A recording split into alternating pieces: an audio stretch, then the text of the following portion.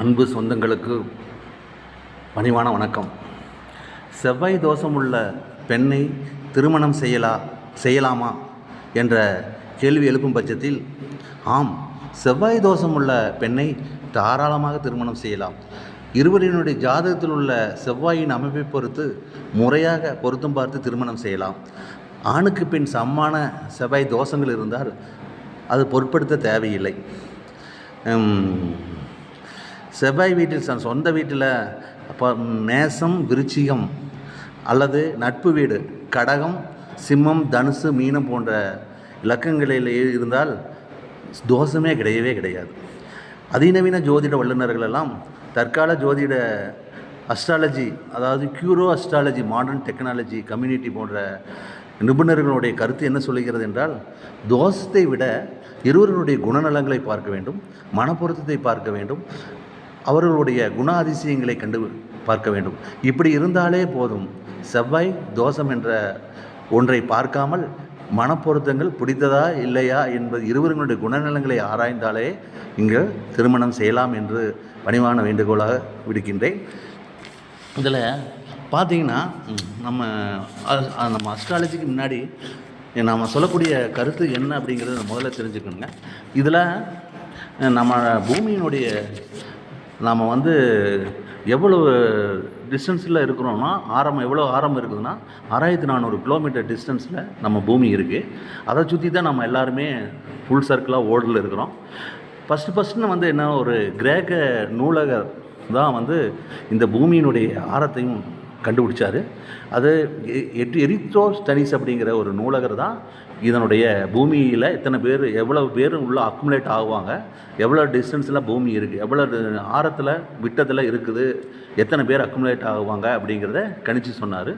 இது சூரியனுடைய திருப்புமுக நிலையை பொறுத்து தன் இயக்க நிலையை மாற்றக்கூடிய நாள் சொல்லுவாங்க, அதுக்கு பேர். அதில் சூரிய ஒளி நிழல் படுவதை டிஃப்ரென்ஸ் ஆங்கிளில் பார்த்தாங்க. ஃபார் எக்ஸாம்பிள் பார்த்திங்கன்னா, ஒரு 500 மைல் தொலைவில், ஃபார் எக்ஸாம்பிள் சயன் நகர் அப்படிங்கிற ஒரு டிஸ்டன்ஸு, அதே மாதிரி அலெக்சாண்ட்ராங்கிற ஒரு நகர் டிஸ்டன்ஸு, கொடிக்கம்பத்தில் கூடிய நிழலை வச்சு அதனுடைய ஆங்கிள் எடுத்தாங்க. இங்கே ஒரு நிழலும் அங்களுடைய நிழலும் டிஃப்ரெண்ட்டாக இருக்கிறத பார்க்க முடிஞ்சது. அப்போ 500 கிலோமீட்டரில் டிஸ்டன்ஸில் கொடிக்கம்பத்தில் இருக்கக்கூடிய அந்த கொடியினுடைய நிழல் இங்கே எப்படி இருக்குது, அங்கே இருக்குதுன்னு பார்த்து அதனுடைய அதாவது செங்குத்து திசைக்கு 7.2 சாய்வாக சூரிய நிழல் விழுகிறத பார்த்தாங்க.